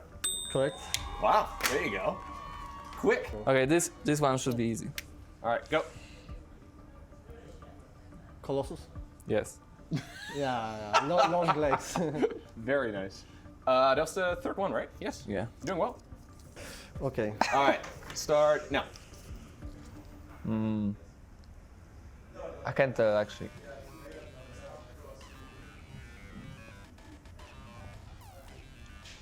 Do a better work, please. Viking? That's correct. Wow. Yeah, I had to draw. It's not like you're drawing well, I am just great at the game. Well, I had helping to, him. That's not fair. I had to draw like a transformer, but it's hard. No, Viking is hard. I see. Because this looks like a phoenix. It's actually, I thought he's gonna guess phoenix for sure. This one is hard. Oh, he gets a little bit more time to think. Wait, how the unit was looking. I'm telling you, he's not good. Come on, Nico, you should know that. Wait, is it flying? It's shooting. It's Viking? Yes, it's Viking. Okay. Wait, but okay, so we have Viking twice? I think some of them are in there multiple times. Okay. yeah. So who wins? I think it's a draw. Yeah, it's a draw. He went, he went. Okay, let's call it a draw.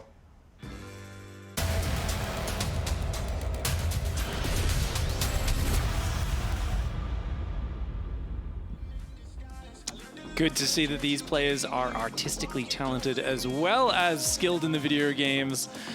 Coming in there, I mean, that last one, I don't think I had, there was no way I would ever guess that.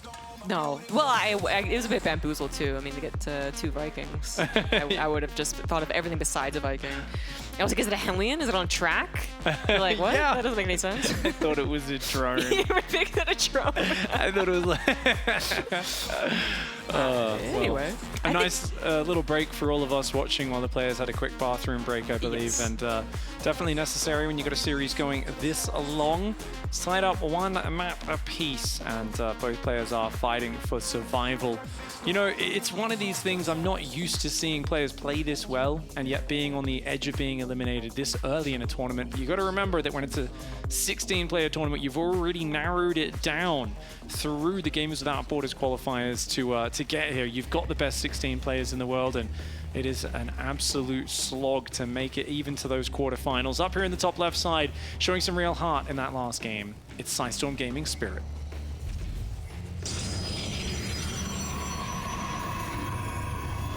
In the bottom right of Neo Humanity, we do have the blue Protoss Creator.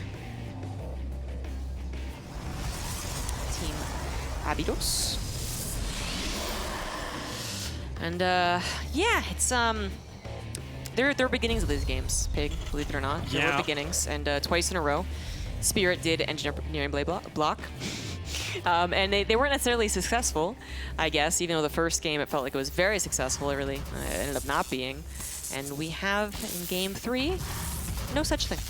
Yeah, I mean, it was successful in game 1 because of an unforced error as well. Like, I don't even think you can call it a forced error just because you distracted Creator and he messed up on putting his Cybercore down, but worked out for Creator despite that. Now, this is Neo Humanity. This map is famous because it is actually a reserve for turtles, endangered turtles in the StarCraft community.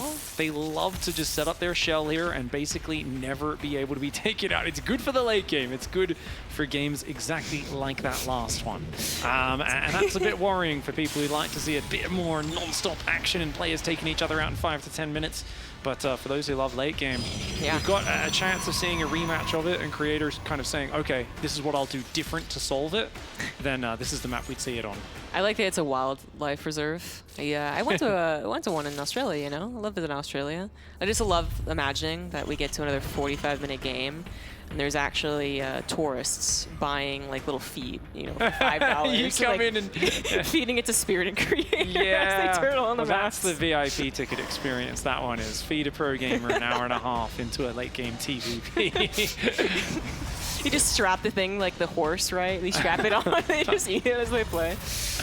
Zombie Grub, I'm going to definitely try and suggest you to get on the team for some future marketing opportunities and diversifying, but for now, we've got some TVP. It's been a fun day today. It's been such a day of late game matches, and I usually the way it is now is we do see more of a brutal game, a bit of a quick finish and that sort of thing. Yeah. Very quick factory for Spirit. He's skipped on the bunker, so he's going to try and swap that factory over and pump out some units really quickly. Actually, just going Marines and a Widowmine to start, but that Adept could get in and cause some trouble. Command Center is not quite finished. Oh, well, it's going for a scout, so. Oh, could have denied that. Yes, it could Missed have. Opportunity. Big missed opportunity. Absolutely. I mean, Neo Humanity does have one of the larger, I think, gaps between that high ground wall and the command center. Yeah. Yeah, so the Adept's not going to see that if its only purpose is going to the high ground, but absolutely a missed opportunity. Creator might be a little sad about that. And Spirit's going through the Widowmine drop. This Creator does start with the Twilight Council first, so hitting a little more into the game 1 feeling, despite, you know, without the Cybernetics core mistake. Yep. Second gate's down after that. Blink starts. Robo will go down on the natural momentarily. It's a very straightforward and solid opening for Creator. Curious to see his expansion pattern on this map. I always am worried about the abusive tank positions, but what's that in the production tab, Zombie Girl? That's an armory right there. We did have Spirits kind of speed up the armory in the last game. That was the game where he lost probes, wasn't it? I think so. But this one is just like actually part of the build, not just speeding it up, you know, before +1 armor is even 25% done, but actually going directly into it. Creator did, I guess, show a little bit of weakness, but that was also with 2 medevacs flying in, so a bit of a distraction. This will be just a single one. He just canceled the Starport Tech Lab, and I think that was a mistake because it's just sitting there not doing anything. So Spirit may be making a slight unforced error. At the end of a game like that last one, it's hard to hit everything perfectly. The players, no doubt, trying to play some mind games with each other as well. Widowmine drops coming down to the bottom left. Marine sees there's no third base just yet. Creator's got those 3 gateways ready. He's got a decent unit count. Will they be able to stop this? 3 Widowmine drop coming in. You want to do a Thor? What? All right, so here's the thing, guys. This could be done on 1 base. We're not really, well, I mean, we're still blinking an eye, but it's not the weirdest thing in the world, but to do it on 2 bases is super weird. Widowmine drop so far not incredibly successful in terms of those probe kills, but they are a real bother because, of course, you need to bring the Observer across. The Medevac finally gets taken down, but the 3 Widowmines trying to space themselves out as much as possible. Maybe a second shot in that main. Probes being very paranoid in the main. Creator does not want to take a big hit. He's got to be very careful. He's mistimed the pull on those probes a little bit, panicking. He has no idea. Wait. Now there's a 3rd command center on the way. Yeah, he canceled the Thor. What? Yeah. As soon as we got excited about it, he was like, just kidding. Sorry, guys. No, this is definitely it's a mistake. Yeah, he's clearly kind of thinking one thing, then thinking the other, like, because even canceling the tech lab on the starport and then now rebuilding it and building the Raven, both players a little shaky. Creator missed the opportunity to deny the command center. Spirit does some damage with the Widowmine drop, but now he's got a lot of Blink Stalkers coming forwards, and Templar Archives is on the way again. Creator wants to play that Storm drop style later on. All right, well, in no way it looks exactly like that first game, as you recall, guys, with mistakes on either side, and then ending with a bit of a base trade kind of really determined how that game was going to go, but I guess it wouldn't be the most crazy thing if it happened again.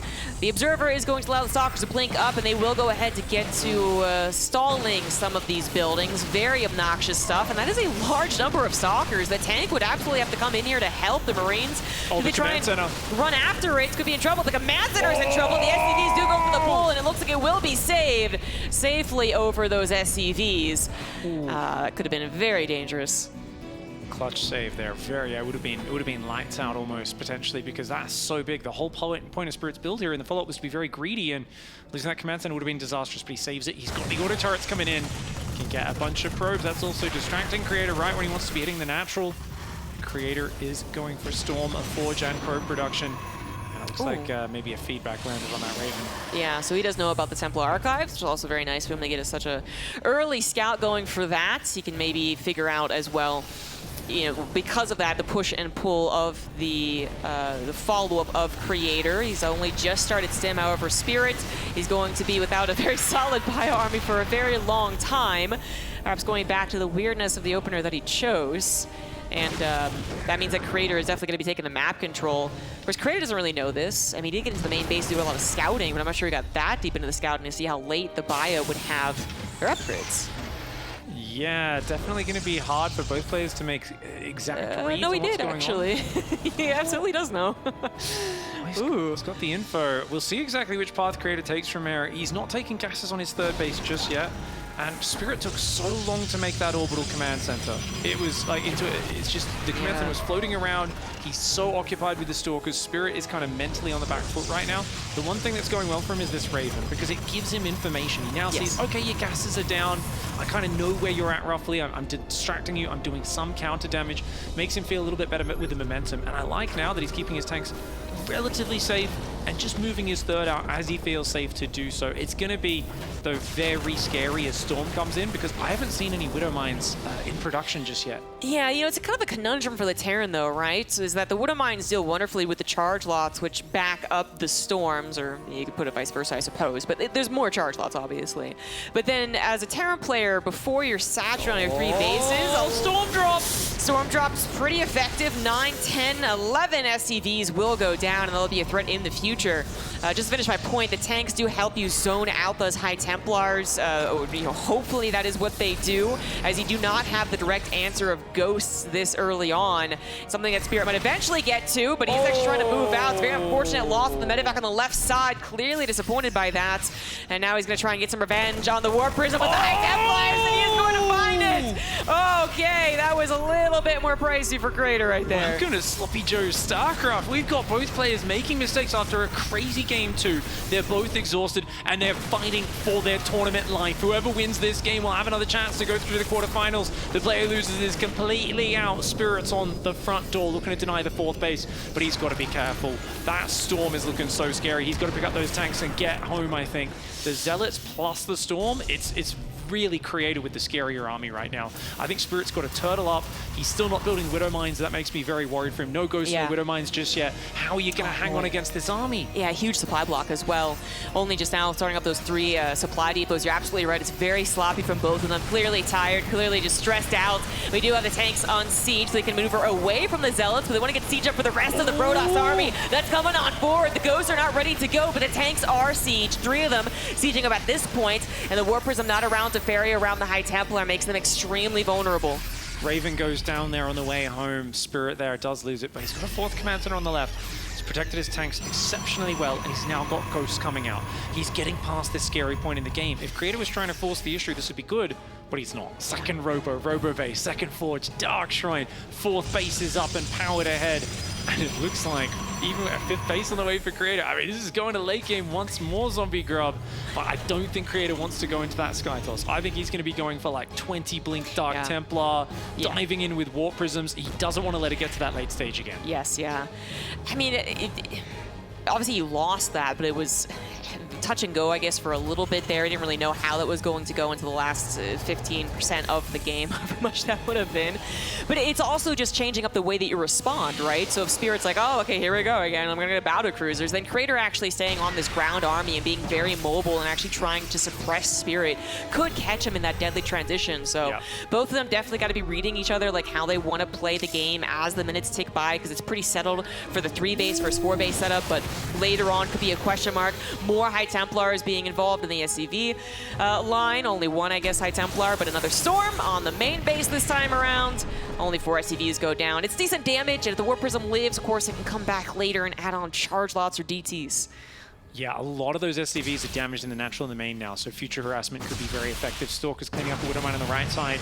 Creator is actually down in supply. This is always what I find impressive about Spirit. His macro is so good. Even when things have gone awry a few times, he just keeps spending that money and pumping out army at an alarming rate. 2-2 upgrades for him, about 2/3 of the way complete.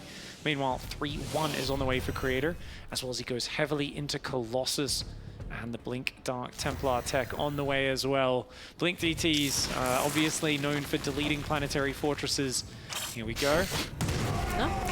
That's a good start for a potential battle. The planetary is set up, the tanks are as well, the EMPs too. That's a very dangerous position for Creator to be pushing into. Really a no-go zone, but he's kind of pushing the issue. The High Templar Warp Prism also sieged up there for a second, which is quite intimidating. And no Observer to take care of that Widowmine. Free scouting, another free shot for Spirit in a couple of seconds.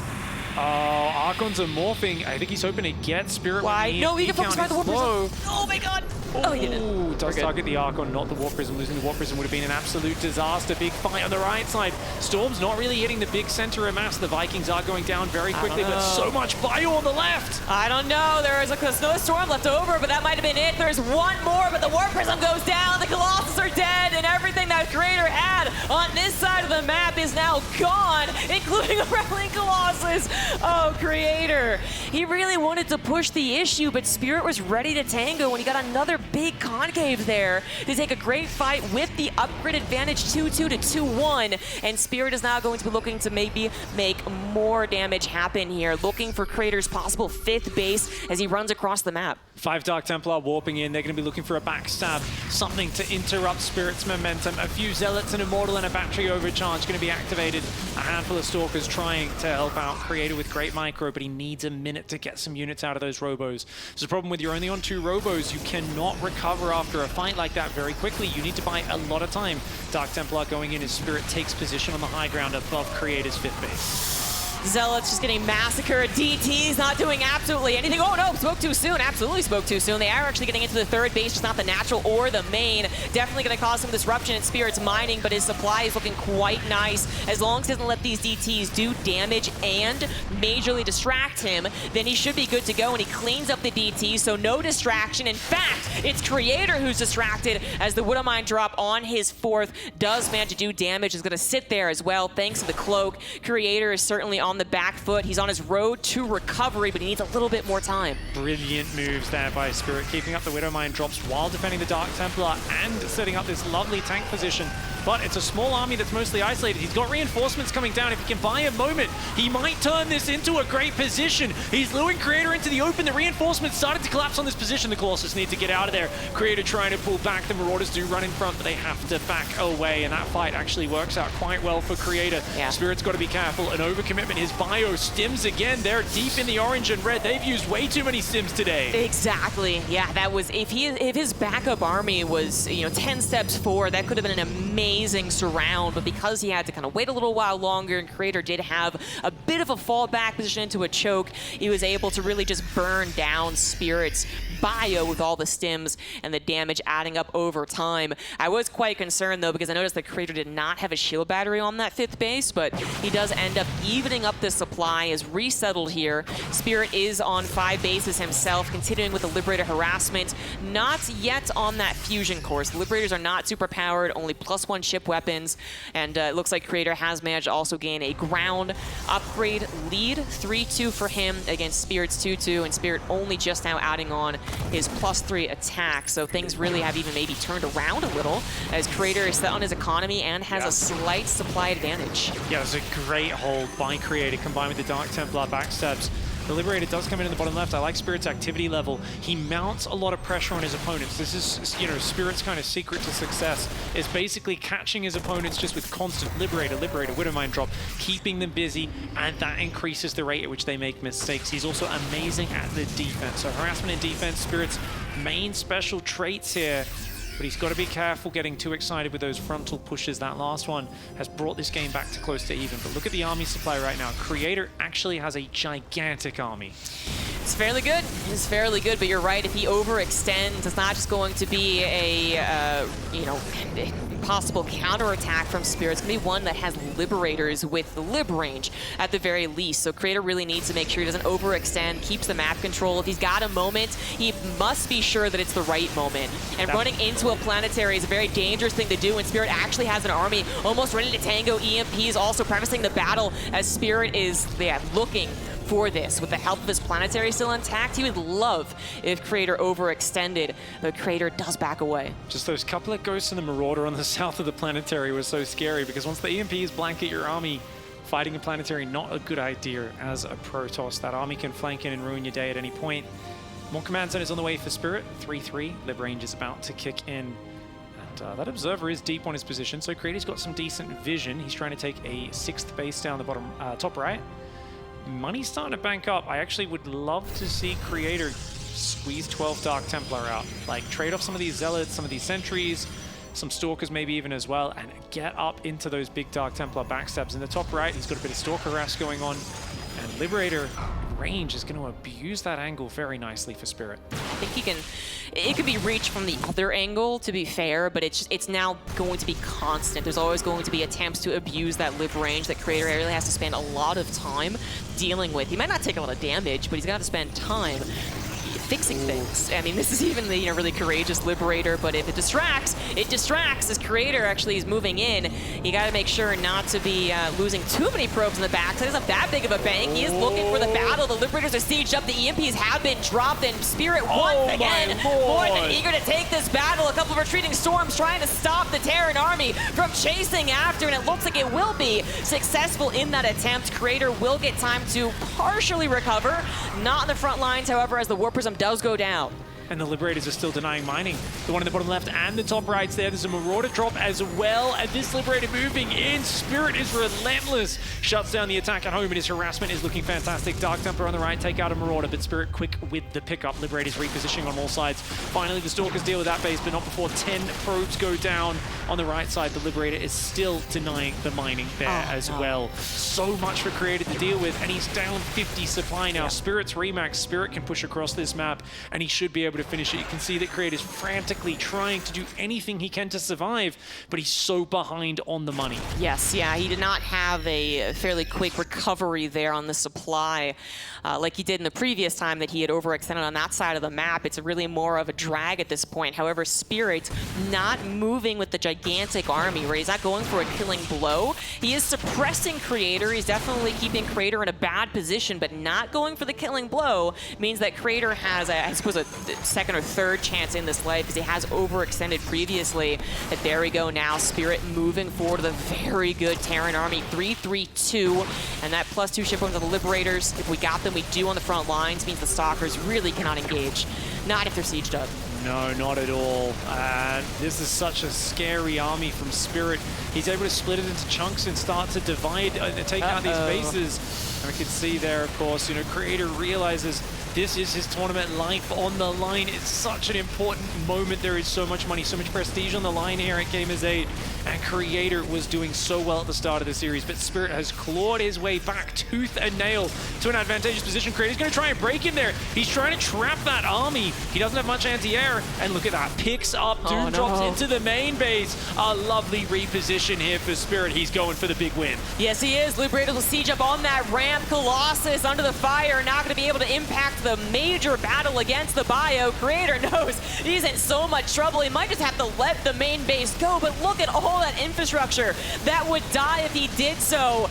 Oh, Creator is definitely in the wrong place right now to try and win this battle, and certainly not this game. And then if he doesn't do that, he is out of Gamers8. He's gotten so close as well. So many of his series ended in 1-2s and very close games at that. And it looks like it will happen once again as Spirit takes down a Nexus and continues to hold on to the main.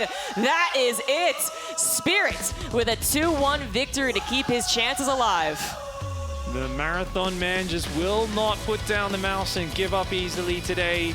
He's got a long road to recovery, but he's well on his way to it now. Bringing his way out of that series, brings himself up to 2 victories, and he keeps his hopes alive here at Gamers8. Again, Creator is so close to defeating Serral, which would have been just monstrous just for the name alone. But then to also barely lose out to Bjorn, and I think that also happened a bit because he overextended, right? It seemed like initially he was thinking about that, he was wisening to it, but then he just wanted to keep the control, and Spirit was actually ready every single time, and that was the real problem. Creator getting into those Terran concaves and not taking a good enough battle. Bit of a seizure warning needed for the first-person view 8 times replay there, as the players always want to review what happened, but it really is tough. A guy like Spirit is a master of not only harassment, but also defense, and he's so good at surrounding those pushes, landing those EMPs, and picking the fight just right. What a fun and different TVP series we've seen. Let's head over to the stage for the interview.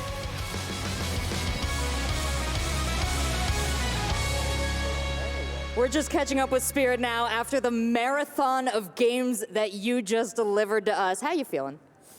I am done, I think. Done for today, not the whole tournament, right? Yeah, of course. زي ما تشوفون معنا سبيريت، سألنا أول سؤال في المقابلة بعد ما كان عندنا جيم جدا طويل، إنه كيف شعورك؟ يقول إنه ما أنا خلاص انتهى يومي صراحة، أنا جدا تعبان. So I wanted to ask you about game 1 initially, but that is a distant memory now. So just talk to me about what it was like playing against Creator in this matchup.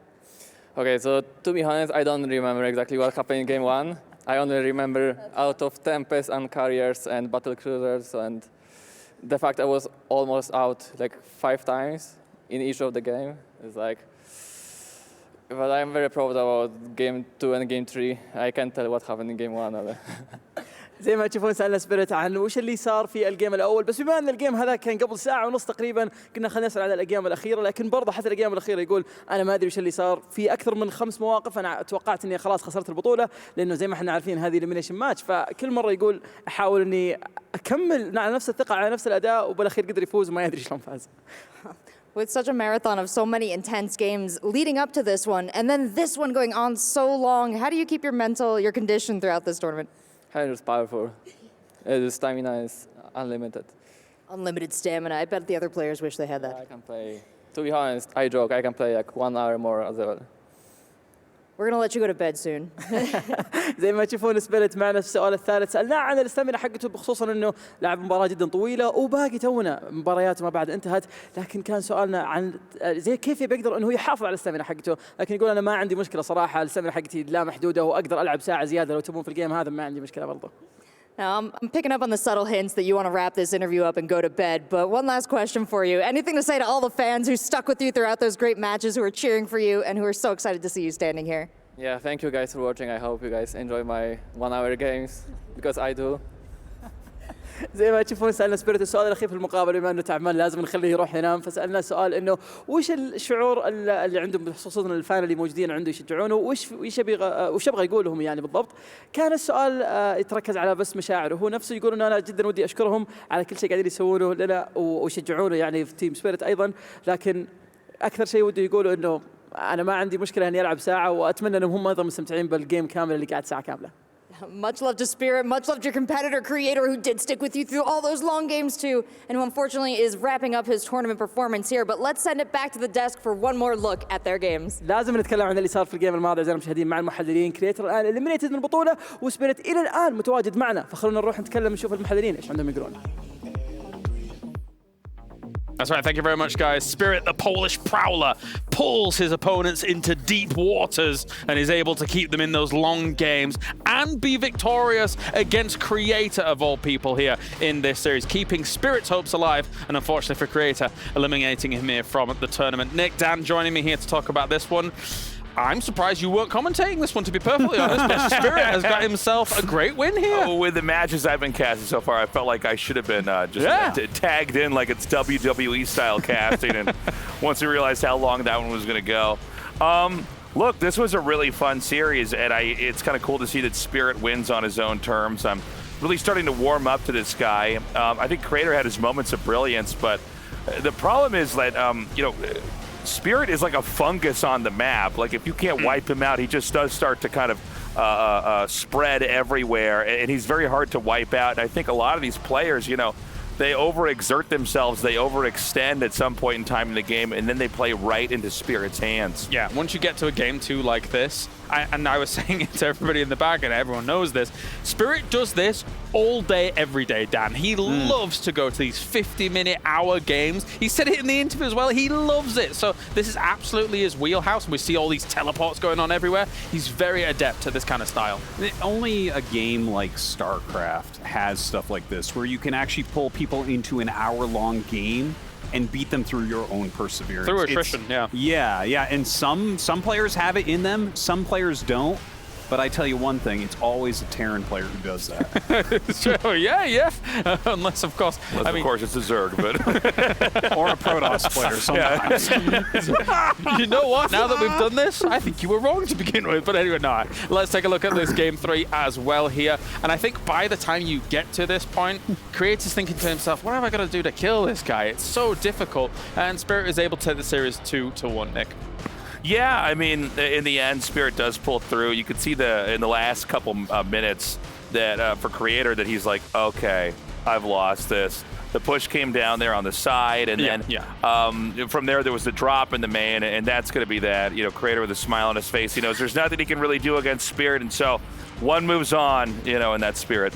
I like the idea if he goes over and shakes his hand, smiling. I hate you. I know. That was rough to deal with, but there you go. Here's the results so far as we have ourselves these 1-2 and 2-1 situations, kind of finding themselves footing up towards the top. Of course, with Spirit now being able to be victorious here, he's going to be moving on to a 2-2 situation. There will only be 3 matches in there, Dan, because we will have already known who's moved on to the round of 8 beyond that, and then there's 2 more names to add to that list overall. Yeah, we're really getting down to the end of this phase of the tournament. We're going to cut to that top 8 pretty soon. Like right now, we have a very exciting match going on with Solar vs. Rainer over on the B stream. Yes. And it's hard to say. There's like some very strong players that are very close to elimination right now. Definitely. I mean, with a lineup like this, who can be surprised? I think Creator, Oliveira, Showtime, Laser, Hiramarine are all done. And then, of course, we'll update people as time goes on. We're going to a break. When we return, it's more from Gamers8. We just have a few more series to go before we fully know our round